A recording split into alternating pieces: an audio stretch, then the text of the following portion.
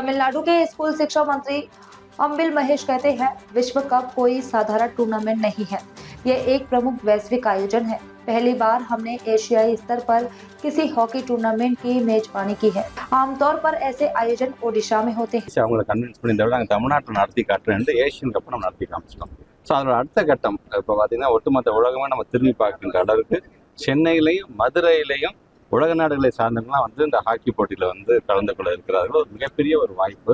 ஒட்டுமொத்த உலக பார்வை நம்முடைய தமிழ்நாட்டின் மீது, தமிழ்நாட்டுக்கு பெருமை என்று சொன்னால் ஒட்டுமொத்த இந்தியாவுக்கே பெருமை தருகின்ற ஒரு நிகழ்வை நாம் நடத்த இருக்கின்றோம். அதில் ஒரு பகுதியாக இந்த டிராஃபி, உலகக்கோப்பைக்கான டிராஃபி ஒவ்வொரு மாவட்டமாக நம்முடைய மாண்பு துணை முதலமைச்சர் சென்னையில் ஆரம்பிக்கப்பட்டு ஒவ்வொரு மாவட்டமாக இன்னைக்கு வந்து தஞ்சை, அடுத்த அரியலூர், பெரம்பூர், திருச்சி என்று செல்ல இருக்குது.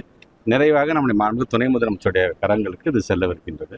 ஸோ அது இந்த 28ஆம் தேதியிலிருந்து அடுத்த மாதம் 10ஆம் தேதி வரைக்கும் கிட்டத்தட்ட 72 மேட்சஸ் நடக்க போகுது. 41 மேட்ச் சென்னையிலும், 31 மேட்ச் வந்து மதுரையிலும் நடக்க இருக்கின்றது. ஃபைனல்ஸில் நம்முடைய மாண்பு தமிழ்நாட்டு முதலமைச்சர் கலந்து கொண்டு பரிசுகளை வழங்குகிறார்.